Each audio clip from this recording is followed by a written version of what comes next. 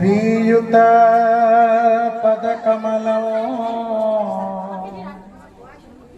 श्रीगुरूणां वैष्णवानां च श्रीरूपं साग्रजातं सहगणं रघुनाथान्वितान्तं सजीवम् साद्वैतं सावधूतं परिजनसंघितं श्रीकृष्ण चैतन्यदेवं श्रीराधा कृष्ण पादा सहगण ललिता विशाखान्विता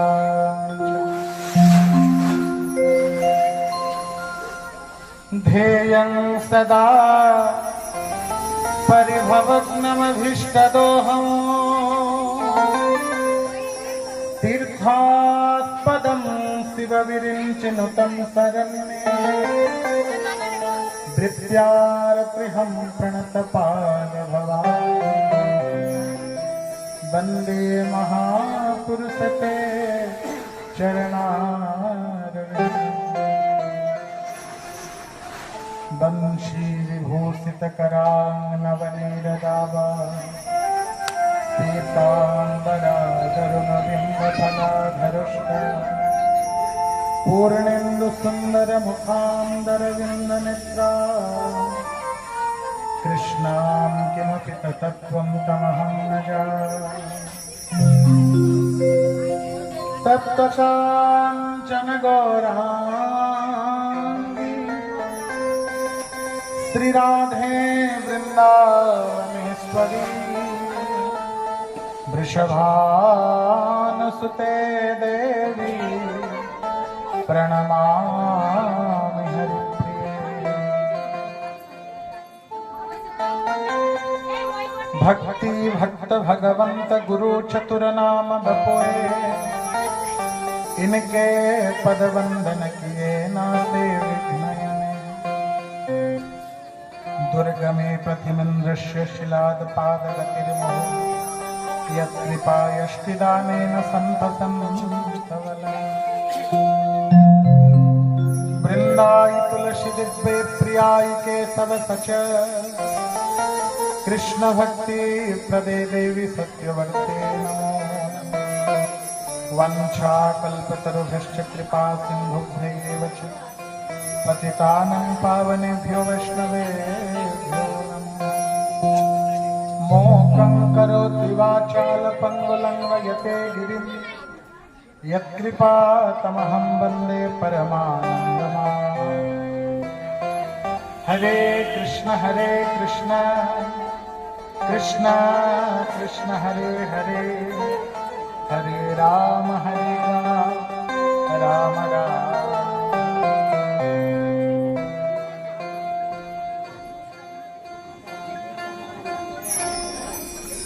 परम करुणा फलस्वरूप कृपा घन करुणा घन मूर्ति श्री राधा गोविंद श्री निताई गौरांग महाप्रभु आमी सकलके अनुरोध करब जार जार बाच्चा रयेछे तारा कोले राखबेन। যেই ভক্তদের মনে হচ্ছে যে আমি একটু ভাগবত শুনবো তারা দয়া করে বসবেন, কেউ দাঁড়াবেন না। গৃহস্থদের আমি অনুরোধ করব যে আপনারা নিজ নিজ কার্য নিজ নিজ ভিতরে বা ঘরের মধ্যে করা ভালো, এদিকে ওদিকে ছুটাছুটি না করে। আমরা মহতি সৌভাগ্যে আজ উপনীত হয়েছি এই পরম মঙ্গল পরম কল্যাণ ভাগবতী কথা শ্রবণ করার জন্য, কিঞ্চিৎ কৃষ্ণ রস আস্বাদন করার জন্য। আসুন এই কৃষ্ণ কথাকে আস্বাদন করার পূর্বে নিজের মনকে নিজের বাণীকে ভগবানের শ্রী চরণ কমলে অর্পণ করি এবং করতালি দ্বারা সকলে ভগবানের নামে সুমরণ করি। আমি সবাইকে অনুরোধ করব দয়া করে কেউ বার্তালাপ করবেন না, এতে উভয়েরই অসুবিধা হবে, দয়া করে সন্তুষ্ট ভাবে বসে সকলে কৃষ্ণ কথা ভগবানের কথা শ্রবণ করে। প্রেম সে বলে রাধা গোবিন্দ ভগবান কি, গোবিন্দ জয় জয়, গোপাল জয় জয়।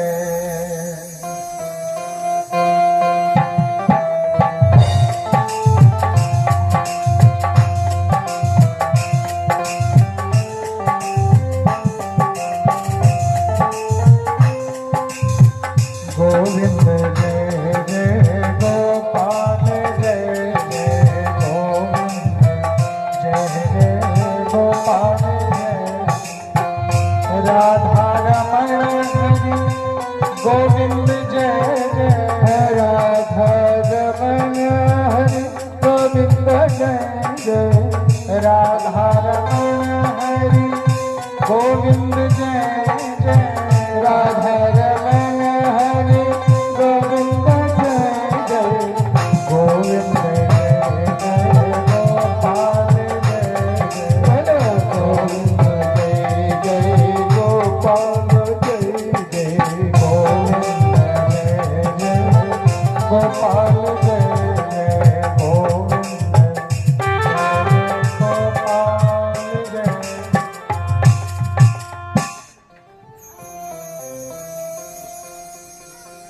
কৃষ্ণ কথা, হরি কথা, গৌর কথা, কথা আমরা তো বহু প্রকারের শুনছি, শুনবো আর শুনতে থাকবো। শাস্ত্রে বলছে কৃষ্ণ কথায় যদি রে মন রতি না জন্মিল, হরি কথায় গৌর কথায় যদি রে মন রতি না জন্মিল, লোচন বলে সেই পাপী এলো আর গেল। কথাটা বড় ভাব গম্ভীর্য, বুঝতে সকলে চেষ্টা করবেন। আপনারা লক্ষ্য করবেন জীবনে অনেক প্রকার কথা অনেক মাধ্যমে দিয়ে আমরা শুনতে পারি, অনেক প্রকার কথা, আন কথা শুনি, যেগুলো কার্যে নেই সে অকার্যের কথাগুলো শ্রবণ করি, যে জীবনকালের মধ্যে কোনো কামে দেবে না সেরকমও কথা আমরা শ্রবণ করি। কিন্তু জীবনে কখনো কোনো সময় কোনোদিন কৃষ্ণ কথা গোবিন্দের কথা শ্রবণ করার জন্য ইচ্ছা জন্মাল।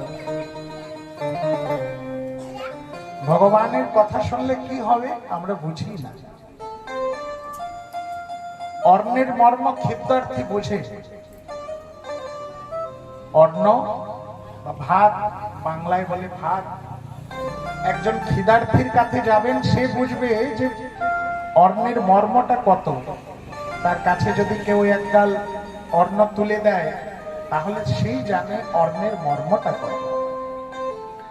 একটা তৃষ্ণাতুর ব্যক্তির কাছে যদি কেউ যায় জিজ্ঞাসা করে যে জলের কিমত ক্যা হে, তখন সে বলতে পারবে যে জল তার জন্য কতটুকু দরকার। তেমনি একটি ভগবত কথা রস পিপাসু ব্যক্তির কাছে যদি যায় কেউ শ্রবণ করে যে ভাই কৃষ্ণ কথা কেন দরকার, তাহলে সে বলতে পারবে যে কৃষ্ণ কথা, হরি কথা, গোবিন্দের কথা আমার জন্য প্রয়োজন। হরিবল হরিবল। নচে আমাদের মতন এই বাহ্যিক সংসারে মত্ত থেকে যেন কি মনে করেছি এই সংসারের মধ্যে সমস্ত কিছু পেয়েছি, আমাদের মতন লোকের কাছে কৃষ্ণ কথা বিফলে মনুষ্য জন্ম গবান, আর কিছু না। আমাদের সামনে কেমন বলছে কৃষ্ণ কথা বিফল, কেন না আমরা কৃষ্ণ কথার মাহাত্ম্য বুঝি না, হরি কথা গোবিন্দ কথার মর্ম বুঝি। আমরা তো কেবল মত্ত হয়ে আছি, কেউ রূপে, কেউ গুণে, কেউ বলে, কেউ ধনে, কেউ অহংকারে, এই সমস্ত বস্তু দিয়ে আমরা সকলে মত্ত হয়ে আছি। মত্ত মানে বোঝেন তো? হ্যাঁ, মত্ত মানে অভিমান। কেউ রূপের অভিমানে মত্ত হয়ে আছি, কেউ ধনের অভিমানে মত্ত হয়ে আছি, কেউ বল গাম্ভীর্যের অভিমানে মত্ত হয়ে আছি। সর্বোপরি আমরা সকলে অভিমত্ত উন্মত্ত অবস্থায় রয়েছি। কেন না আমরা হয়তো বুঝিনি, আমরা হয়তো জানিনি আমরা হয়তো কোনোদিন বুঝতে চেষ্টা করিনি যে মনুষ্যের জীবনের কিমতটা কি, এ মনুষ্য জীবনের দুর্লভতাটা কি, কখনো বুঝি। আর মনে হয় এই জন্ম নয়, শত জন্ম পর্যন্ত যদি প্রভু কৃপা করে এই মনুষ্যের জন্ম দেয়, তাহলেও আমরা এই মনুষ্য জীবনের দুর্লভতা, এই মনুষ্য জীবনের কিমত হয়তো আমরা তাও বুঝব না। কেন না? বোঝার মতন শক্তি, বোঝার মতন ক্ষমতা, বোঝার মতন পরিস্থিতি মনে হয় আমাদের এই পর্যন্ত আসে। শাস্ত্রে তার জন্য বললেন, দুর্লভান মনুষ্য জন্মা দেখিনাং ক্ষণভঙ্গুরঃ। এই মনুষ্য জীবনটা দুর্লভ, এই মনুষ্য জীবনটা অতি দুর্লভ। বুঝবে কখন? যখন ব্যক্তি বুঝার জন্য প্রয়াস করবে, যখন ব্যক্তি বোঝার জন্য প্রচেষ্টা করবে, যখন ব্যক্তি বোঝার জন্য ব্যাকুল হয়ে পড়বে। কেমন করে? যে একটি ব্যক্তি ছিল, ধ্যান সে শুনবে, একটি ব্যক্তি ছিল জীবনে ছোটবেলার থেকে সে ব্যক্তি তার মাকে দর্শন করেনি, তার বাবাকে দর্শন করে। গ্রাম্য লোক বা গ্রামবাসী তারে কোনো মতে লালন পালন করে একটু বড় করেছে। সে কোনোদিন মা বাবা বলতে চিনিনি বা জানিনি বা বুঝতেও চেষ্টা করিনি। কেন না? গ্রামবাসীকে একটু কোলে নিত, কেউ একটু খাবার দিত, এমন করে বড় হয়েছে। সময় অনুপাতে বয়স হয়েছে, বয়সের পরে বিবাহ হয়েছে। এবার বিবাহ তো হয়েছে, বিবাহটা কেন হয়েছে না? সকলে করছে, তার মনেও যাচ্ছে, সেও বিবাহ করে। এবার বিবাহ করার পরে স্ত্রী গর্ভবতী হয়েছে, গর্ভবতী হয়েছে, গর্ভবতীর পরে স্ত্রীকে ডাক্তারখানায় নিয়ে গেছে। ডাক্তার বলছে, কংগ্রাচুলেশন, আপনার একটি ভবিষ্যতে কিছু হবে, ছেলে কি মেয়ে হবে, আপনি বাবা হবেন। তো ব্যক্তি জিজ্ঞাসা করছে ডাক্তারের কাছে, ডাক্তার মশাই বাবা কাকে বলে? বলছে কেন, তুমি জানো? বলছে না না, আমি অনাথ, আমি জানি না। আমার মা বাবা ছোটবেলায় চলে গেছে, আর গ্রামের লোক আমারই বড় করেছে, আর বয়স হয়েছে তো আমি বিবাহ করেছি, কিন্তু মা কাকে বলে বাবা কাকে বলে আমি বুঝি না। ডাক্তার বলছে যখন হবে তখন বুঝবে মা কাকে বলে বাবা কাকে বলে, কিন্তু এইটুক মনে রাখো কিছুদিনের পরে তুমি তোমার পিতৃত্বের সৌভাগ্য লাভ করবা, তুমি বাবা হবা। সে তো জানে না যে বাবা কেমন হতে হয়, মা কেমন হতে হয়, বুঝে না। কিছুদিনের পরে 10 মাস 10 দিনের পরে একটি সন্তান জন্ম লাভ হয়েছে। এবার সন্তান জন্ম হয়েছে, কিন্তু সে বুঝতে পারছে না যে সন্তান হয়েছে, কারণ কি? সে কোনোদিন জানে না যে ছেলে মেয়ে কেমন হয়। স্ত্রী বলছে, শোনো, ছেলে দুধ খাবে, বুকের দুধ ঠিক হচ্ছে না, দুধের ব্যবস্থা করো। সে তো ছোটবেলার থেকে জানে যে লোকের বাড়ি চাইলেই সবাই দিবে। এবার কেউর বাড়ি যায় বলে যে একটু দুধ দাও, আমার ছেলেটা খাবে। একটু লোকের বাড়ি যায় বলে একটু দুধ দাও, সবাই বলে এরে ছেলে খাবে, দুধ খাবে তোমার ছেলে, একটু কষ্ট করো, পরিশ্রম করো। বলছে কেন ভাই, ছোটবেলাতে তো আমার কেউ বলিনি যে পরিশ্রম করতে হয়। ছোটবেলাতে তো কেউ আমারে বলিনি যে না পরিশ্রম করতে হয়, এর বাড়ি খেয়েছি, ওর বাড়ি খেয়েছি। বিয়ের পরেও তো কেউ বলিনি, যে বিয়ে যখন করেছি তখনও তো কেউ বলিনি যে না পরিশ্রম করতে হয়। এবার যখন ছেলে মেয়ে হয়েছে তখন পরিশ্রম করতে হবে। বলছে হ্যাঁ, পরিশ্রম করতে হবে। নিজের ছেলে মেয়ে, নিজের যখন সংসার হয়েছে, তোমার তো পরিশ্রম করতেই হবে। ব্যক্তি তখন বুঝছে, আরে এই পরিশ্রম করলে মানে ছেলে মেয়ে হলেই পরিশ্রম করতে হবে। বলছে হ্যাঁ, ছেলে মেয়ে হলেই পরিশ্রম করতে হবে। ব্যক্তি তখন পরিশ্রম করা আরম্ভ করলো, কোনোদিন কাজও করিনি। মাঠে যায়, খেতে যায়, কাজ করে, রুজি 200 টাকা 300 টাকা দেয়, তাই দিয়ে স্ত্রীরে দেয়, স্ত্রী তার ব্যবস্থা, তার বন্দোবস্ত করে। এমন বহুদিন অতিবাহিত হলো। ছেলেটা ধীরে ধীরে বড় হয়েছে, বাবা বলে সম্বোধন করেছে, বাবা বাবা বাবা বলে ডাকছে।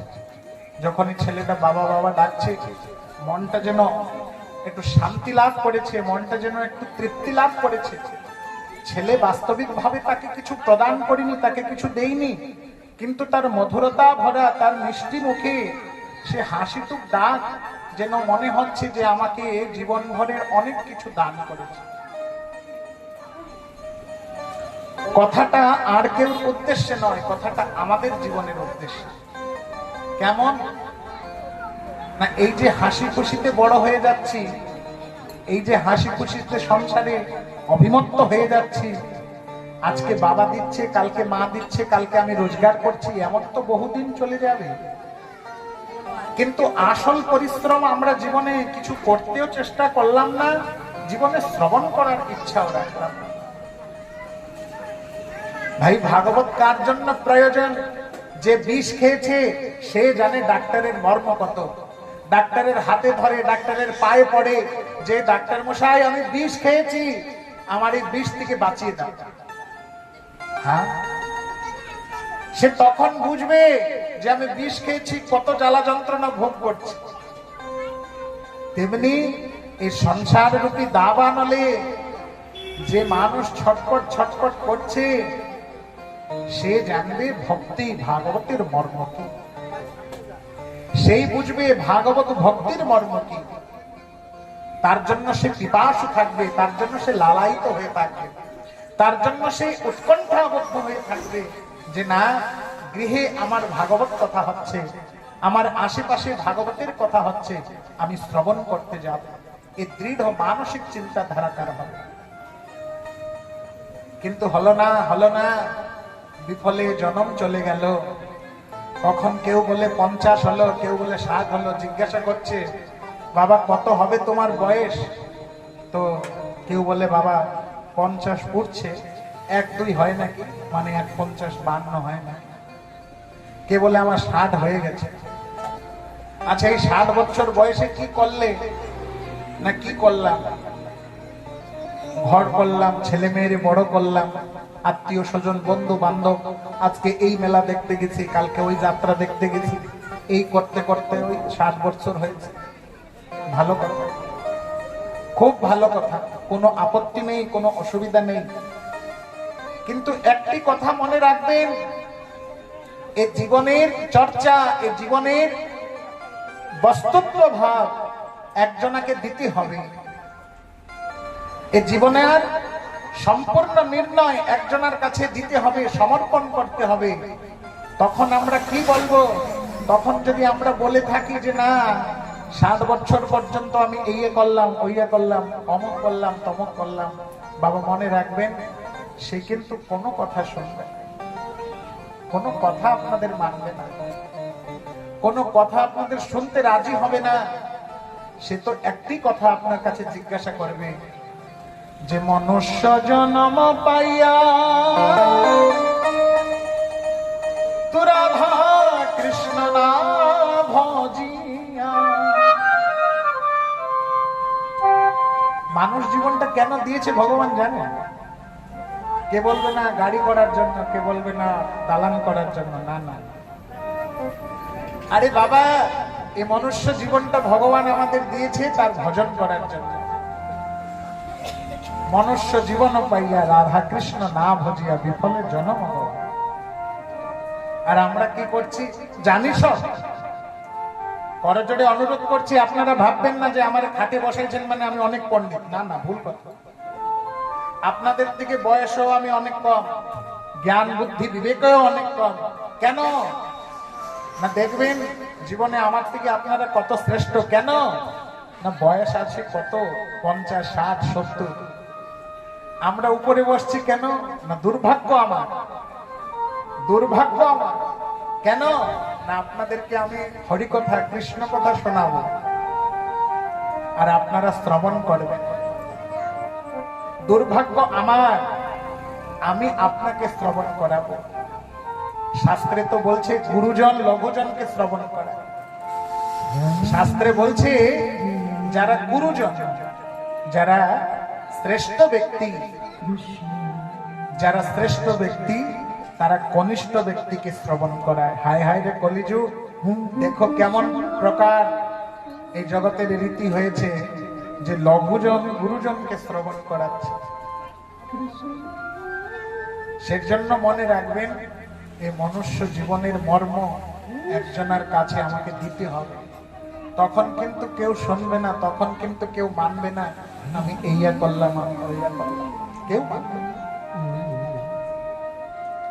আমার গুরু মহারাজ বলতেন যে বাবা রে, এই মানুষগুলো এমন ছুটে যাচ্ছে, এমন কর্ম করছে, তুমি যত বুঝাও ওরা বুঝবে না। কেন না? দেখবে এদের কাছে সংসারটা ভালো লাগবে। তুমি যতই কৃষ্ণ কথা শ্রবণ করাও না কেন, তুমি যতই ওদের পাটি খুলে যতই খাওয়াই দাও না কেন, একদিনের জন্য কান্না করবে, 2 দিনের জন্য চিন্তা করবে যে না আমি সংসার ত্যাগ করে দেব, বৃন্দাবনে চলে যাব, মথুরায় চলে যাব। একদিন 2 দিন চিন্তা করবে, 3 দিনের দিন আবার বলবে যে না, ওই মথুরা বৃন্দাবনে কিছু নেই, আমার ঘরই মথুরা, আমার ঘরই বৃন্দাবন, সমস্ত কিছু। আমি বললাম বাবা কেন এমন কেন? বলছে বাবারি, তারা কৃষ্ণকে চিনিনি। যেমন একটি স্ত্রী তার স্বামীকে চেনে, কেন না সে তার অর্থদাতা, সে তার বস্ত্রদাতা, সে তার সমস্ত কিছু ইচ্ছার পূর্তিকর্তা। ব্যক্তি কৃষ্ণকে সেই চিন্তাও করতে পারিনি যে কৃষ্ণ আমার মাতা পিতা, কৃষ্ণ বন্ধু ভাই, কৃষ্ণ বিনে এই জগতে আর কেউ নাই। হরি বল, হরি বল, হরি বল। কোনোদিন চিনতে পারিনি। এই জগতে তো ভাবছে যে না আমার স্বামীকে দিচ্ছে, আমার পতি দিচ্ছে, আমার পুত্র দিচ্ছে। কিন্তু যেদিন সে চিন্তা করবে যে না, এই জগতে কৃষ্ণ ব্যতিরেক আমার এই জগতে না বান্ধব, না পিতা, না মাতা, না বন্ধু, না ভাই, কেউ নেই, সেদিন সে বলছি বাবা তাহলে যে কৃষ্ণ কথা হরি কথা বলা হয় শোনে কে? যদি শ্রোতা না শোনে তা শোনে কে? বলছে বাবা রে, নিজে বলবে আর নিজে শুনবে, নিজে বুঝবে। অপরকে বুঝাইতে যদি যেও তাহলে মনে রাখো অনেক কষ্ট করতে, অনেক কষ্ট করতে হবে। হ্যাঁ হ্যাঁ, এই কলিযুগে কেউ বুঝতে চাইবে না গো। আপনি খারাপ কথা বলেন, দেখবেন আসর ভরা থাকে। আপনি এখানে মন্দ আলোচনা করেন, এখানে রাজনীতির কথা বলেন, দেখবেন আপনার এই স্থান ধরবে না, এত লোক মানে পরিণামে এখানে বসে থাকবে। আর আপনি কৃষ্ণ কথা হরি কথা বাচন করুন, দেখবেন লোকে শোনার মাত্রকে বলবে কি হচ্ছে ভাগবত, ও কত শুনেছি, একটু বাইরে আস, যাই আস। কেন?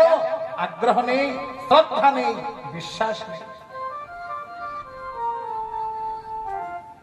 মার্কণ্ডেয় পুরাণে একটি কথা বলা আছে, ধ্যান সে শুনবেন, জীবনে যদি মনে রাখতে পারেন তাহলে তো খুব ভালো। ভগবান মানুষ করে পাঠাইছে। মার্কণ্ডেয় পুরাণে মহর্ষি বেদব্যাসজি মহারাজ বলছে ভগবান মানুষ করে পাঠাইছে, মানুষের সুন্দর শরীর দিয়েছে, আখ নাক চোখ কান সমস্ত দিব্য করে দিয়েছে। এবার এই মনুষ্য জন্ম পেয়ে আমরা মনে করুন কিছুই করলাম না, ভগবানের ভজন করলাম না, চিন্তা করলাম না, আরাধনা করলাম, কিছুই করলাম, কি হবে? লোকে প্রশ্ন করে, গোসাই আপনি তো খুব কৃষ্ণ কথা এই কথাই বলে যান, বৈরাগী হয়ে যাও, বাবাজি হয়ে যাও, এ করো ও করো, কিন্তু দেখা যাচ্ছে এই যে সংসারে যে একটু ভগবানকে বেশি ডাকছে তারই জীবনে বেশি দুঃখ, তারই জীবনে বেশি যন্ত্রণা। জীবনে যে ভগবানকে একটু বেশি ডাকে দেখা যাচ্ছে যে তারই দুঃখ বেশি, তার যন্ত্রণা বেশি, তার জীবনে বেশি কষ্ট। তো আমরাও একটু একটু ডাকি, আবার একটু একটু মনে মনে চিন্তা করি যে না একটু কম ডাকলেও হয়। কিন্তু ধ্যান দিয়ে শুনবেন, ভক্তের জীবনে কোনোদিন কষ্ট হয় না। ভক্তের জীবনে কোনোদিন কখনো কষ্টই হয়। কেন না? সে জানে, ভক্ত অবশ্যই জানে, ভক্তি পথে আসার পূর্বে সে অবশ্যই জানে যে আমার কর্মের ফল আমাকে ভোগ করতেই হবে। আমি জয়ছে কর্ম করেছি, আমার সে ফলটাকে ভোগ করতে হবে। সেজন্য সে কর্মের ফলের দিকে কখনো তাকায় না, সে তার করণীয় কর্ম করে। আচ্ছা যদি আমরা না করি কি হবে? ভগবানের ভজন করলাম না, ভাগবত শুনলাম না, জীবনে সমস্ত কর্ম ধর্ম কিছু করলাম না, কি হবে? বলবে কিচ্ছু হবে না। কি হবে? কিচ্ছু হবে না। কি হবে না? না এই যে মনুষ্য জন্ম পেয়েছো এর কৈফিয়তটা দিতে হবে। তখন যাওয়ার সময় জিজ্ঞাসা করলে কি বলবে? যে না আমি কিছু করিনি। তখন ওই যমদ্বারে একটি তপ্ত বৈতরণী আছে, আপনারা শুনে থাকবেন যে যমের কাছে অনেক নরক আছে। কিন্তু মনে রাখবেন যে নরকে যাওয়ার জন্য তার আগে একটি নদী আছে, তার নাম হচ্ছে বৈতরণী। নদীতে জল থাকে, সামান্য নদীতে জল থাকে, কিন্তু সেই বৈতরণীতে পচা সড়া রক্ত, পচা মাংস, দুর্গন্ধ আদি জাত মানে যত প্রকারের সে সমস্ত নদীতে প্রবাহিত। আর যখন যমরাজ টেনে টেনে নিয়ে যায়, তখন ওই নদীর মধ্যে দিয়ে তোমাকে টেনে নিয়ে যাবে, নদীর মধ্যে দিয়ে তোমাকে টেনে নিয়ে যাবে। মার্কণ্ডেয় পুরাণে বলছে যে মানুষ নরক যন্ত্রণা পরে পায়, ওই বৈতরণী পার করতে করতে যে তার কয় জন্ম লেগে যায়, সে কটা জন্ম তার মধ্যে হয়ে যায় সে নিজে বুঝতে পারে।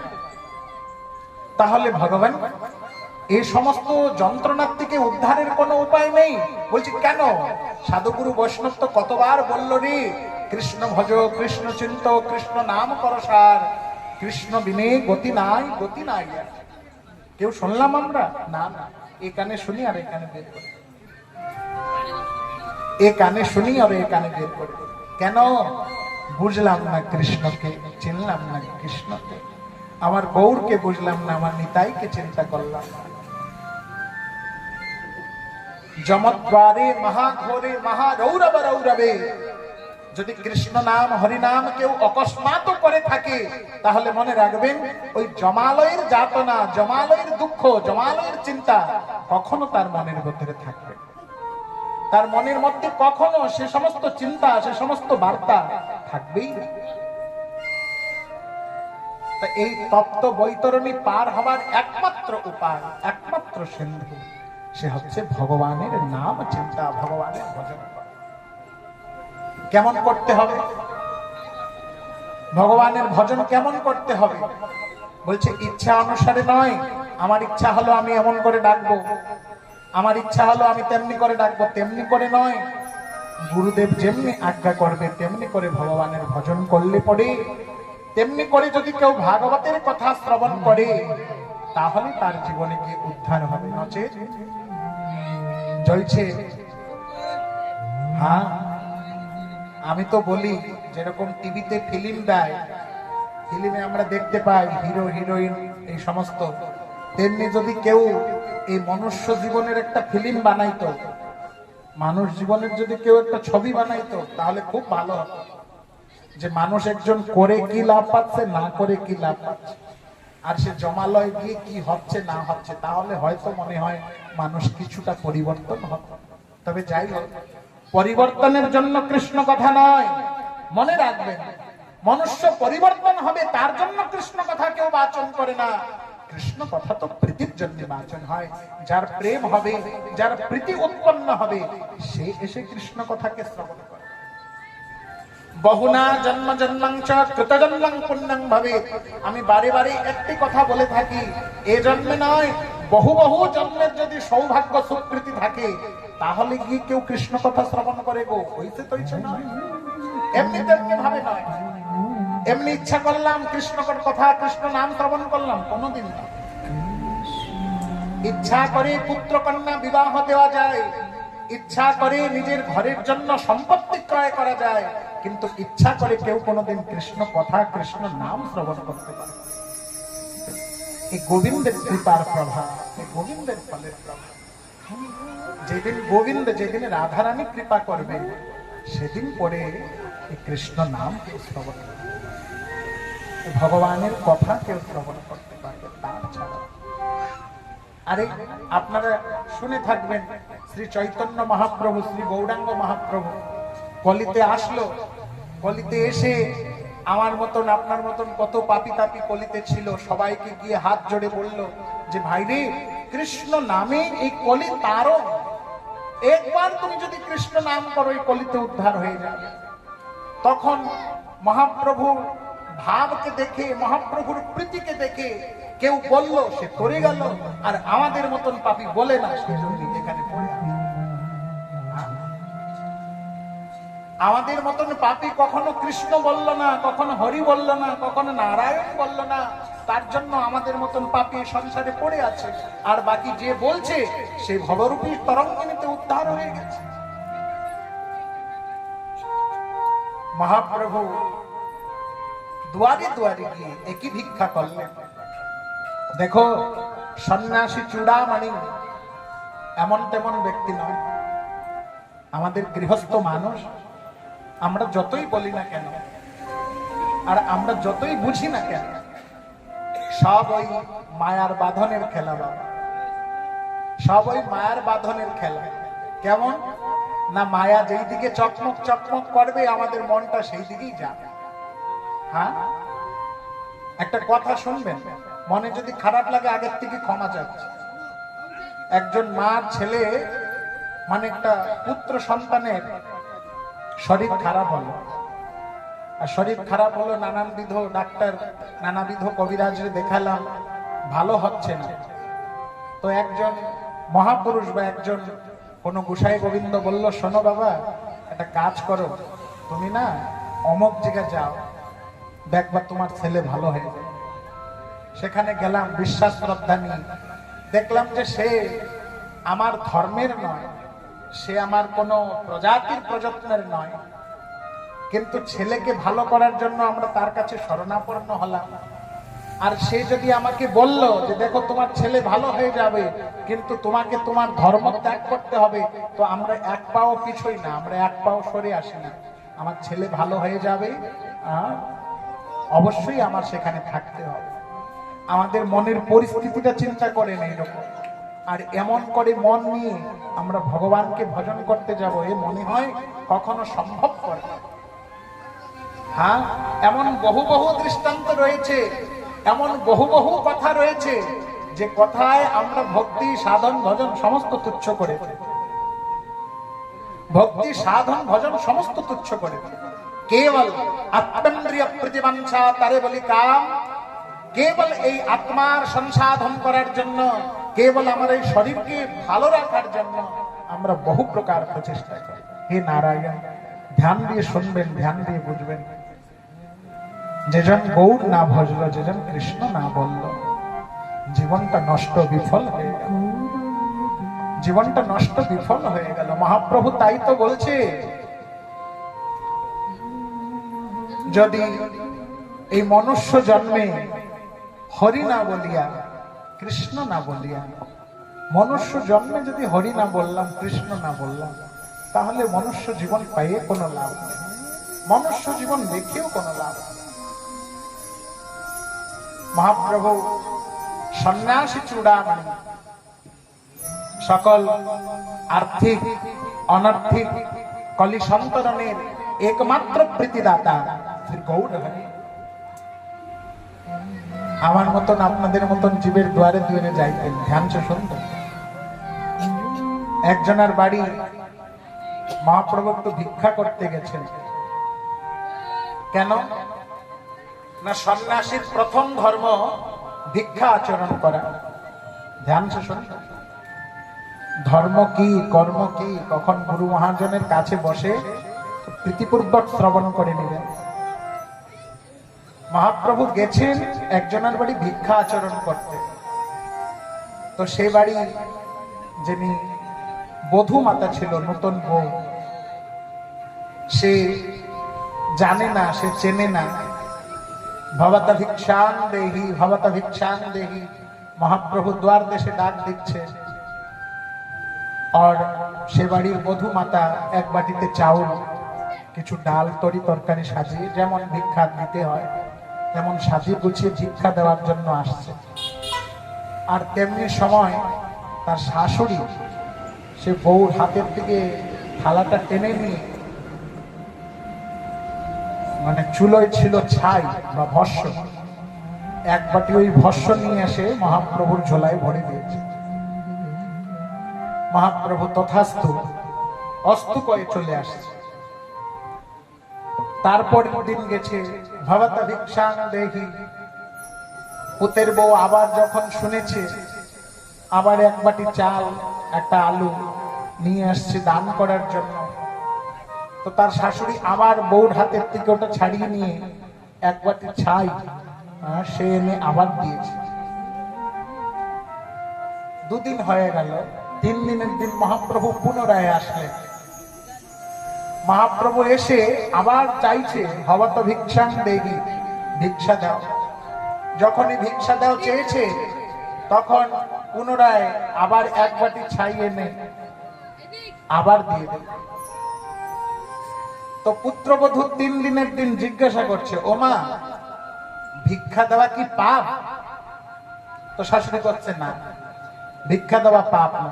তাহলে কি?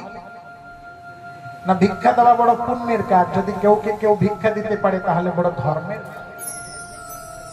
তবে মা, তুমি ভিক্ষা দিচ্ছ না কেন? বলছে, কেন, ভিক্ষা দিচ্ছি তো। বলছে, কেমন করে ভিক্ষা দিচ্ছ গো? ওই এক সন্ন্যাসী সব দিন এসে তোমার কাছে চাই, ভবত ভিক্ষাং দেহি, আমার কিছু ভিক্ষা দাও, আর তার বদলে তুমি ছাই দাও। তো তখন শাশুড়ি একটু রাগ করে বলছে, যার কপালে যা আছে তাই দিতে হয়। তো তার যার কপালে যা আছে, বৌমা তো আর এত বুঝতে পারছে না। তো মহাপ্রভু 3 দিনের পরে আর আসলেন না।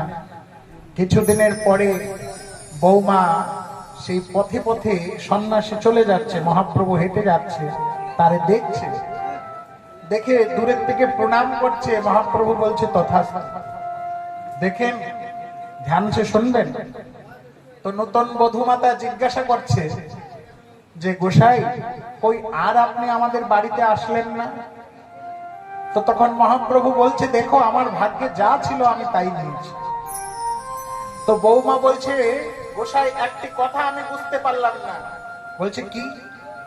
না, আপনি একজন সন্ন্যাসী আর আমার শাশুড়ি একজন গৃহস্থ। গৃহস্থের ধর্ম সন্ন্যাসীকে ভিক্ষা দেওয়া। তো ভিক্ষার বদলে সে আপনাকে ছাই দিল, আর আপনি তথাস্তু বলে চলে আসলেন। এই কথাটা আমি বুঝতে পারলাম না। তো তখন মহাপ্রভু বলছে, মারে, শাশুড়ি কি বলছে তোরে? বলছে, যার ভাগ্যে যাই আছে তাই দিতে হয়। বলছে, হ্যাঁ, আমার ভাগ্যেই ছাই আছে। তো পুত্রবধূ, রাস্তায় এত কথা বলা উচিত নয়। তো হাত জোড়ে বলছে, সন্ন্যাসী ঠাকুর, একটু কৃপা করে বাড়িতে আসবেন, তাহলে আমি একটু বিস্তার করে বুঝতে পারবো। তো তখন মহাপ্রভু চিন্তা করছেন যে, ঠিক আছে, যাব, সন্ধ্যার সময় তোমাদের বাড়িতে যাও। মহাপ্রভু সন্ধ্যার সময় সেই বধূমাতার বাড়িতে আসছে, আর শাশুড়ি দেখে রাগ করেছে, বধূমাতা বসতে দিয়েছে। তো মহাপ্রভু জিজ্ঞাসা করছে, বৌমা, কিছু শুনতেছিলে আমার কাছে? বলছে, হ্যাঁ হ্যাঁ, আমার শাশুড়ি এমন করেছে, তার বদলেও আপনি আশীর্বাদ করেছেন, এর কারণটা কি? ধ্যান সে শুনবেন। মহাপ্রভু বলছে, এর পূর্বে জন্মে আমি নন্দগোপের ছেলে ছিলাম। নন্দগোপের ছেলে। মহাপ্রভু কে? না, রাধা और কৃষ্ণ মিলিত তন। আমার গৌরহরি কে? আমরা তো অনেকে জানি না যে গৌরাঙ্গ কে, তাই না? অনেকে জানে। হ্যাঁ, বড় দুঃখের ব্যাপার। যে আনিল প্রেমধন জগতে প্রচুর, তাকে আমরা ভুলে গেলাম দয়াল ঠাকুর। হ্যাঁ, নিজেকে নিজে অনুভব করি যে না, আমরা সকলে খুব সনাতন ধর্মী, কিন্তু আমাদের মাতা পিতার ঠিকানা আমরা ঠিক সে জানি না। যাই তো মহাপ্রভু বলছে, পূর্ব জন্মে আমি নন্দগোপের ছেলে ছিলাম, আর তোমার শাশুড়ি আমাদের ব্রজমণ্ডলে একজন গৃহস্থ ছিল বা একজন গোপী ছিল। তো এর বাড়িতে আমি প্রত্যেক দিন ননি মাখন চুরি করতে যেতাম, প্রত্যেক দিন। আর সে সব দিন আমাকে মন ভরে, প্রেম করে আমাকে ননি মাখন মিশ্রি সে সব দিন খেতে দিত, কোনোদিন মানা করত। তো একদিন এর চুলোর উপরে দুধ দধি আদি বসে আছে, আর আমি তখনই গিয়ে উপস্থিত হয়েছি। অর্থাৎ দুধ চুলে বসে আছে আর আমি উপস্থিত হয়েছি। তো গোপী বলছে যে, একটু দাঁড়াও কানাই, একটু দুধটা নেমে যাক, কে বলে উফান আসবে, আর একটু দাঁড়াও, আমি দিব। তো তখন আমি খুব জোর ধরলাম যে না, তোমাকে বর্তমানই আমাকে দিতে হবে।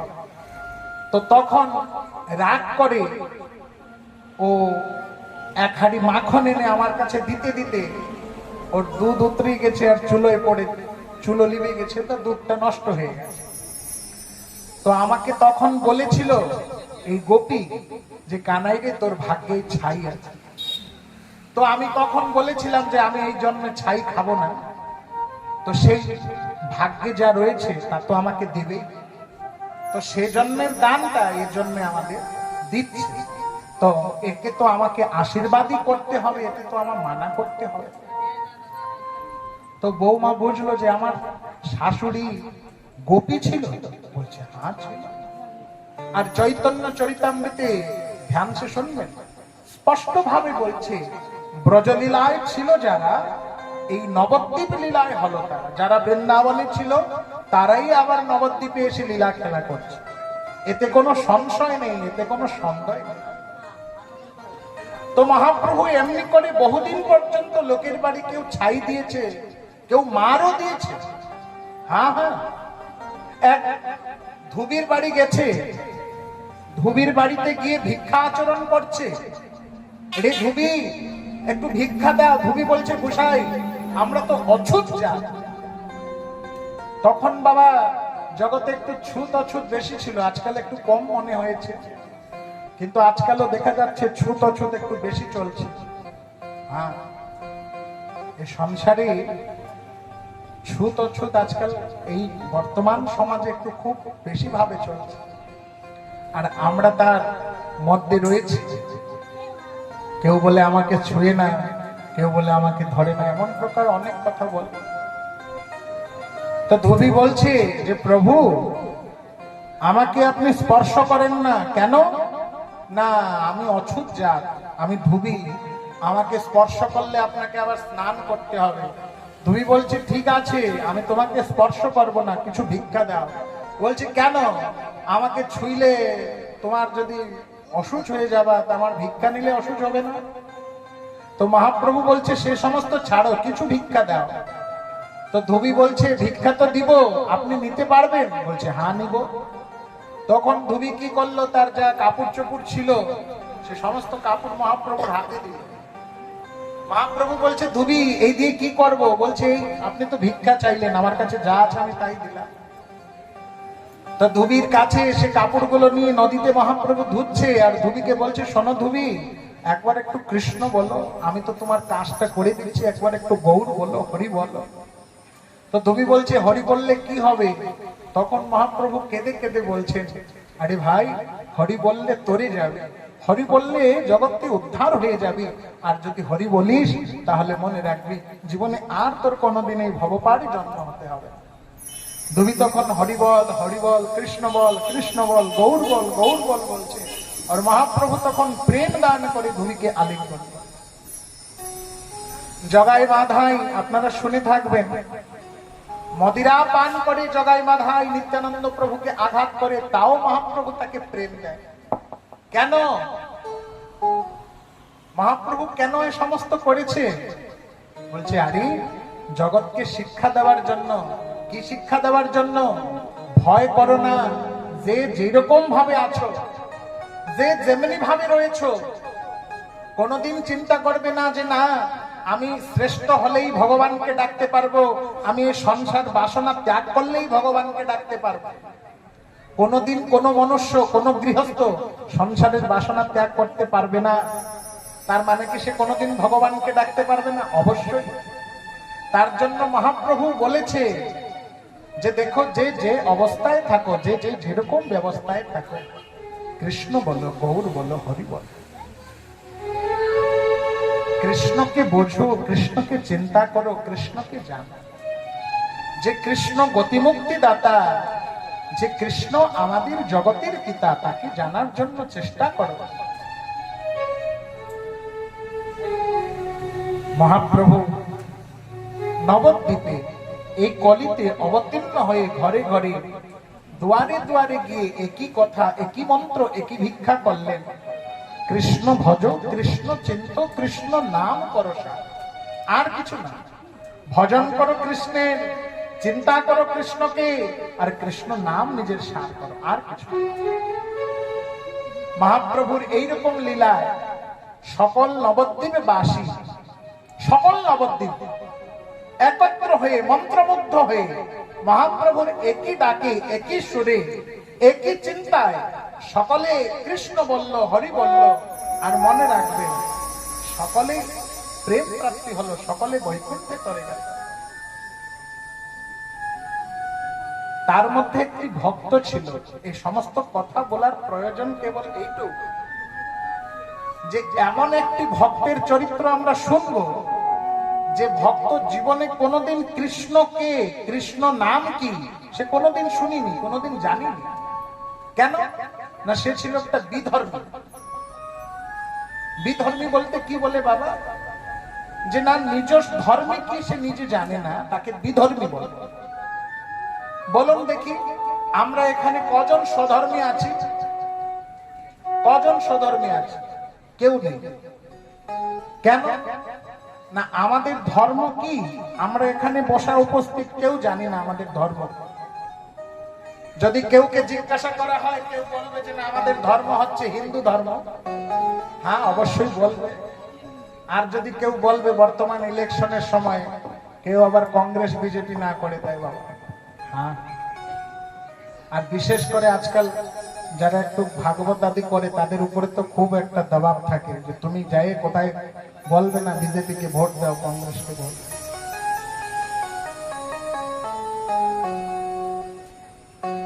ধর্ম কাকে বলে? মহাপ্রভু বলছে, ধ্যান সে সুন্দর। ধর্ম কাকে বলে? জীবে দয়া নামে রুচি বৈষ্ণব সেবন। ধর্ম কাকে বলে না, জীবে দয়া নামে রুচি বৈষ্ণব সেবন। ধর্মের স্বরূপ জীবে দয়া করতে হবে, তাহলে গিয়ে ধর্ম আচরণ হচ্ছে। নামে রুচি রাখতে হবে, তাহলে গিয়ে ধর্মের আচরণ হচ্ছে।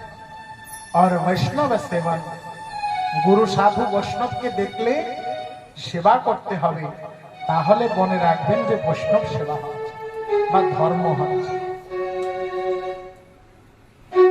একজন বিধর্মী, নাম ছিল চাঁদ কাজী।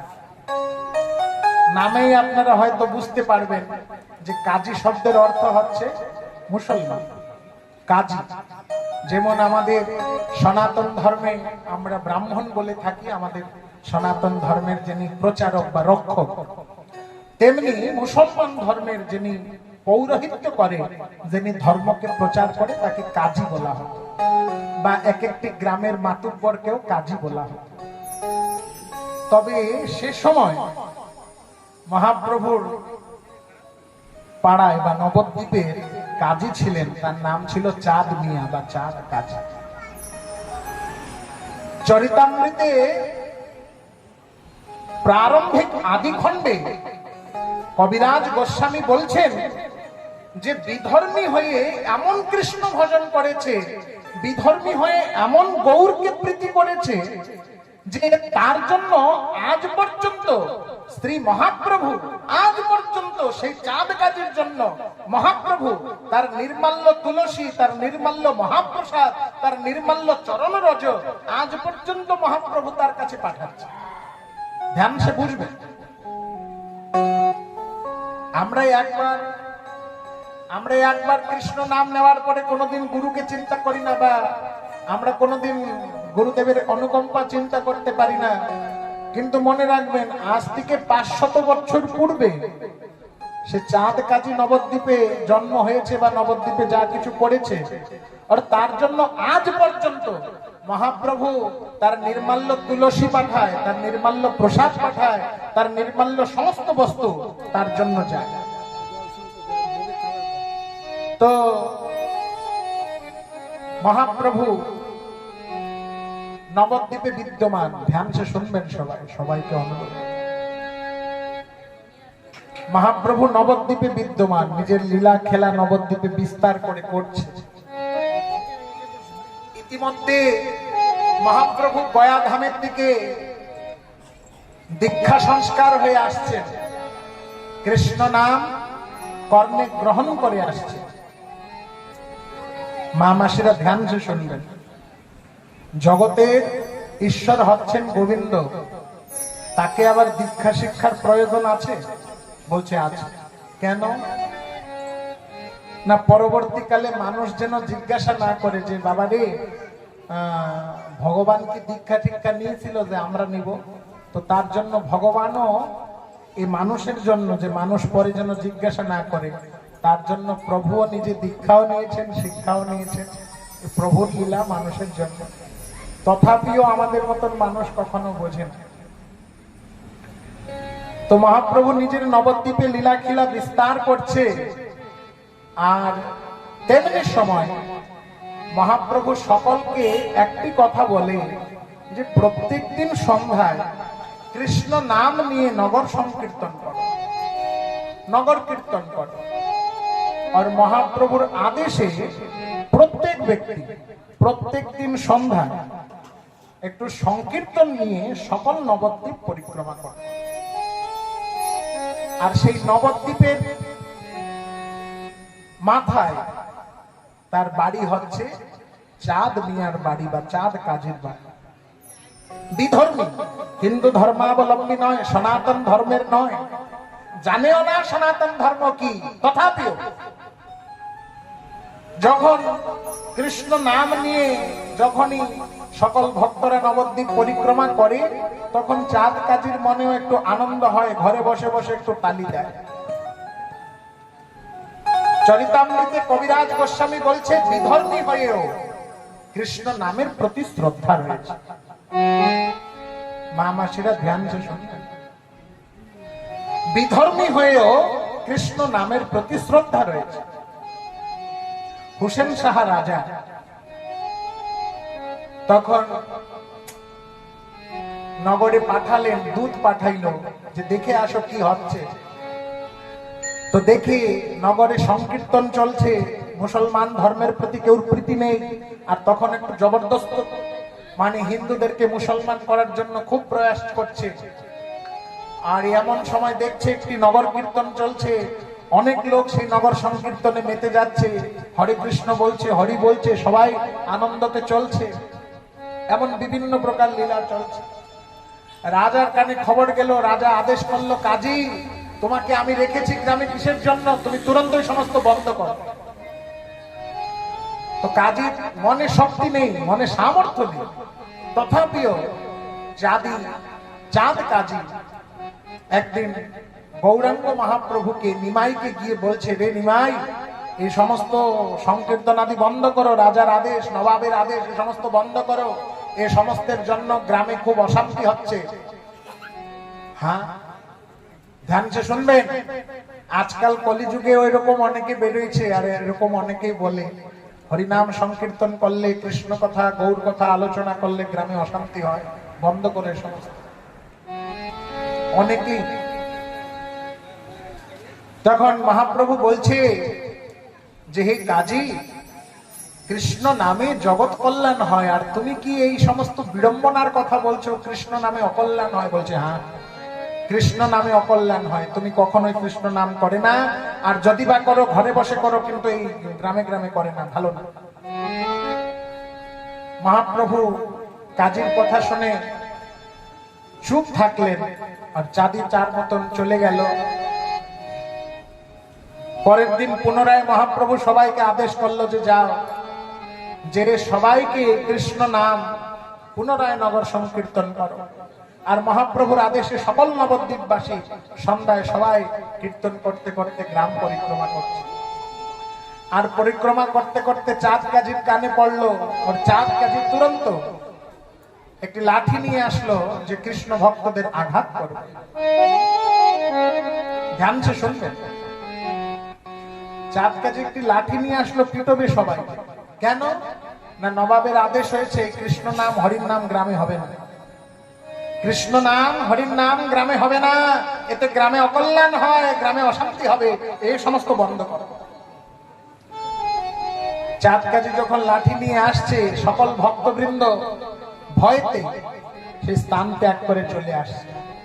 মহাপ্রভুকে জানাচ্ছে যে প্রভু, এমন করে চাঁদ কাজী লাঠি নিয়ে আসলো পিটবার জন্য, আমরা কি করব? বলছে কোনো ভয় নাই, আমার সাথে চলো, সংকীর্তন করব। মহাপ্রভু নিজে দল বল সবাইকে নিয়ে, মা বাবারা ধ্যান দিয়ে শুনবেন, দল বল সবাইকে নিয়ে মহাপ্রভু আর সংকীর্তনে বেরোলেন। কীর্তন করেন প্রভু নগরে নগরে, হরে কৃষ্ণ হরি বলে নদিয়া দেশ। প্রভু কীর্তন করছে নগরে নগরে, কি বলছে না হরে কৃষ্ণ, হরি হরি বল, হরে কৃষ্ণ বল। প্রভু নগর নগর কীর্তন করছে। আর তেমনি সময় চাঁদ কাজী পুনরায় ছুটে আসলো পিটাবার জন্য। কেন না নাম চলল, নাম বন্ধ কর। মহাপ্রভু জিজ্ঞাসা করছে যে কাজী কি হলো? তখন চাঁদি যুক্তি দিচ্ছে, কাজী যুক্তি দিচ্ছে, তোমাকে বলে আসছি যে নবাবের আদেশ, কৃষ্ণ নাম হরির নাম এই নগরে চলবে না, বন্ধ করো। তখন মহাপ্রভু জিজ্ঞাসা করলেন, আরে কৃষ্ণ নাম করলে কি হবে? বলছে জগতে অকল্যাণ হবে, এতে গ্রামে অকল্যাণ হবে। মহাপ্রভু বলছে, আরে ভুবন মঙ্গল নাম যেই কৃষ্ণ নাম, সেই কৃষ্ণ নাম করলে জগতে অমঙ্গল হবে? বলছে হ্যাঁ অমঙ্গল হবে। তুমি জানো না নবাব বড় ক্রূর, বন্ধ করো। চরিতামৃতে আদি পরিচ্ছেদে দেখবেন মহাপ্রভু বলছে, কাজী বলো দেখি আল্লাহর নাম করলে কি হবে? বলছে আল্লাহর নাম করলে জগতে কল্যাণ হবে। বলছে আচ্ছা এমন কথা।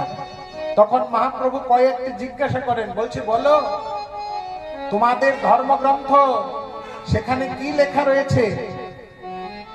তো তখন চাঁদ কাজী একটু নম্র হয়ে, চাঁদ কাজী একটু নম্র হয়ে বলছে আমাদের পুরাণে লেখা আছে কেউকে হিংসা করতে নেই। তো বলছে তুমি কি করছো? মহাপ্রভু জিজ্ঞাসা করলেন, ধ্যান যে শুনবেন, চরিতামৃতে লেখা যে গো হত্যা কি তোমার শাস্ত্রে লেখা আছে যে গো হত্যা করতে হয়? তখন চাঁদ কাজী বলছেন যে না না, আমাদের ধর্মগ্রন্থে গো হত্যা সম্বন্ধেও লেখা। তখন মহাপ্রভু বলছে, আরে কাজী বিফলে জন্ম নষ্ট না করে ভোগ লাগিয়েছে।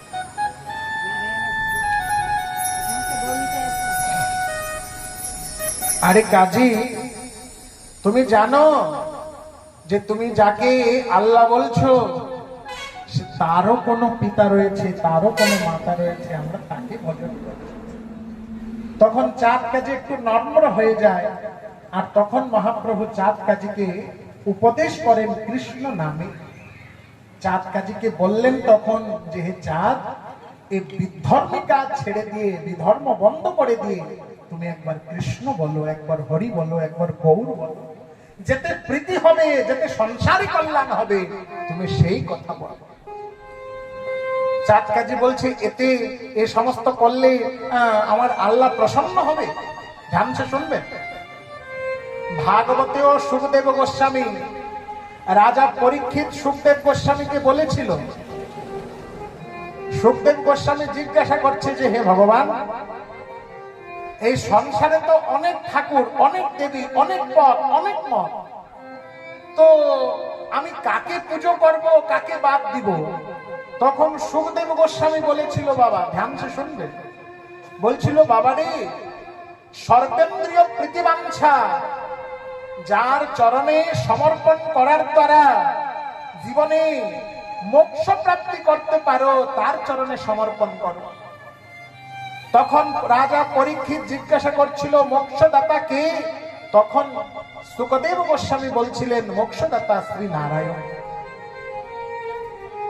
আজ চাঁদ কাজীকেও মহাপ্রভু বুঝিয়ে দিচ্ছে যে দেখো চাঁদ, একটি কাজ করো, তুমি এদিকে ওদিকে না দিয়ে মন ধ্যান দিয়ে সেই কৃষ্ণ চরণে সমর্পিত হও, যে তোমার গতি মুক্তি দাতা হয়, যে তোমাকে কৃপা করে মুক্তি দান করবে, তুমি তার চরণে সমর্পণ। চাঁদ কাজী মহাপ্রভুর কথা একটু বুঝলো, আর বুঝে চেষ্টা করলো কৃষ্ণ ভজন করার জন্য। ধ্যান সে শুনবেন, তার জীবনের অপূর্ব ঘটনা বলি। সে যখন মৃত্যুবরণ করে, ধ্যান সে শুনবেন, চাঁদ কাজীর যখন মৃত্যু হয়, কোন মুসলমান তার সবকে কান্দা দেওয়ার জন্য আসেনি। হ্যাঁ, কোন মুসলমান তার সবকে নিয়ে গিয়ে দফন করা, তাদের মধ্যে যেটা প্রথা রয়েছে, তাকে কেউ আসেনি। আমাদের নবদ্বীপে যত মহাপ্রভুর ভক্তগণ ছিল, সে চাঁদ কাজীকে কাঁধে নিয়ে গেছে। নিয়ে গিয়ে তখন তো শ্মশান ছিল, সে শ্মশানের মধ্যে তাকে ভিত্তি করে, তাকে মাটির মধ্যে দিয়ে তার উপরে একটি বৃক্ষ আরোপণ করেছিল, কাঠচম্পা ফুলের বৃক্ষ। আর আজ পর্যন্ত সেই চাঁদ কাজীর সমাধিতে সেই বৃক্ষ রয়েছে, সেই সমাধিও রয়েছে। যদি কেউ নবদ্বীপে যেয়ে থাকবেন, অবশ্যই পরিক্রমা করতে করতে দর্শন করতে পারবেন চাঁদ কাজীর সমাধি। একজন মুসলমান বিধর্মী, তাকে আমাদের হিন্দুরা পুজো করে, তাকে আমাদের হিন্দুরা সবাই যায়। প্রত্যেক ভক্ত নবদ্বীপ যাওয়া মাত্রকে মহাপ্রভুরও দর্শন করে আর চাঁদ কাজীর সমাধিতেও যায়। কেন না, সে বিধর্মী হয়েও কৃষ্ণ ভজন করেছিল, আর আমরা স্বধর্মী হয়ে, আমরা সনাতন ধর্ম অবলম্বী হয়ে আমরা কখন গৌরকে ভজন করি না, আমরা কখন কৃষ্ণ ভজি না, আমরা কখন গৌর, আমরা কখন গৌর বলি না। যের জন্য হয়তো আমাদের এই জীবনটাও হয়তো এমনি এমনি করতে করতে চলে যাবে, হয়তো আমাদের জীবনটাও এমনি এমনি দেখতে দেখতে। ধ্যান সে শুনবেন, মনুষ্য জীবনের কোনো গ্যারেন্টি নেই যে আজকে আছে কালকেও থাকবে, পরশুও থাকবে, তরশও থাকবে, কোনো গ্যারেন্টি নেই। আজ আছে কালকে না থাকতেও পারে। আসুন আমরা একটি পদ, একটি কীর্তনের শ্রবণ করি, ভাগবতী কথা কিছু দূর আগে।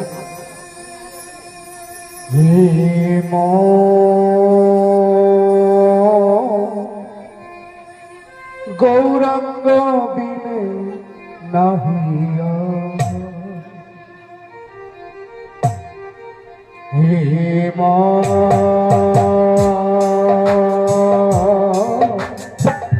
গৌরাঙ্গ বিনে নাহিয়া, গৌরাঙ্গ বিনে নাহিয়া,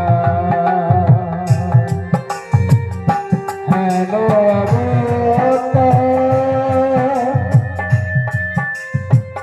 কখন কি হয়েছে, হেন কখন কি হয়েছে, হেন প্রেম কতটা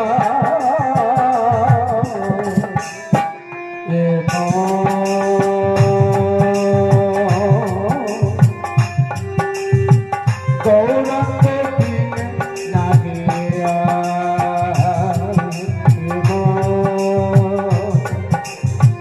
গৌরাঙ্গ বিনে নাহিয়া।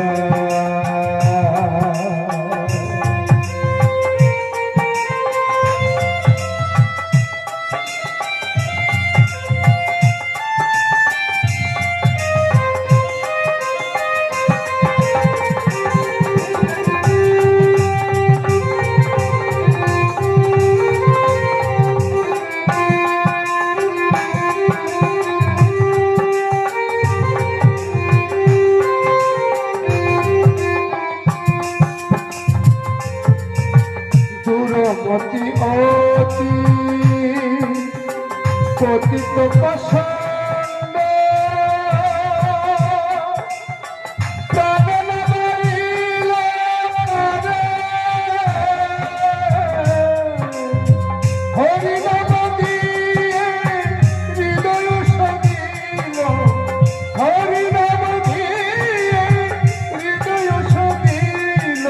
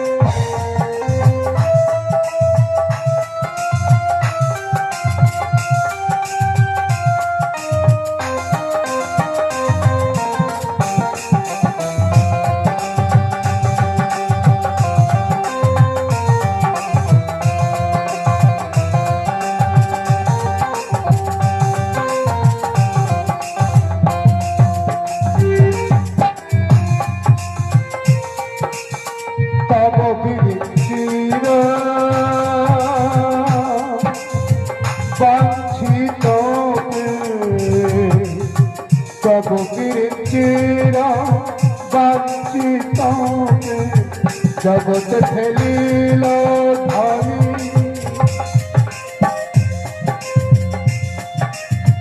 কাঙ্গাল পায়ে খাইল না চিড়ে কাঙ্গাল পায়ে খাইল না চিড়ে বাজাই করতালি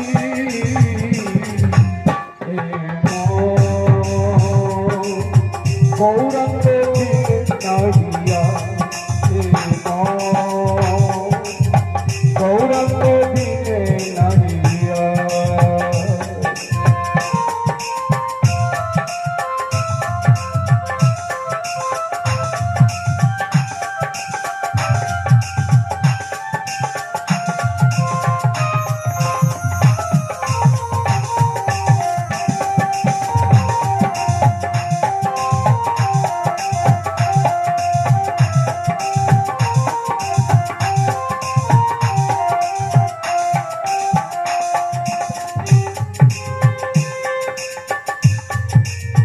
হাসিয়ে কাঁদিয়ে প্রেমে গোড়া কোড়ি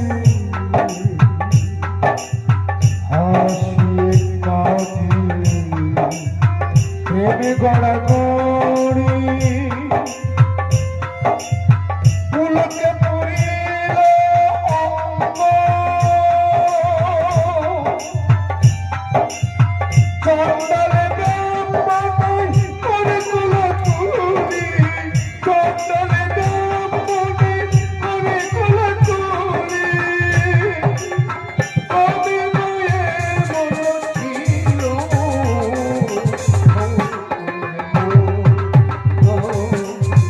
গৌরাঙ্গ দিনে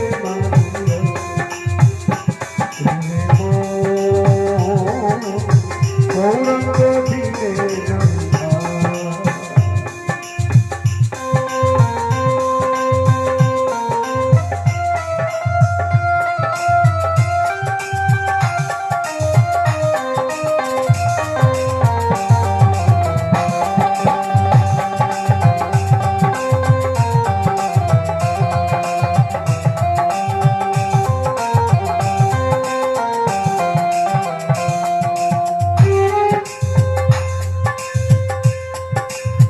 ডাকিয়ে হাকিয়ে খোল করো তুমি ডাকিয়ে হাকিয়ে খোল করো তুমি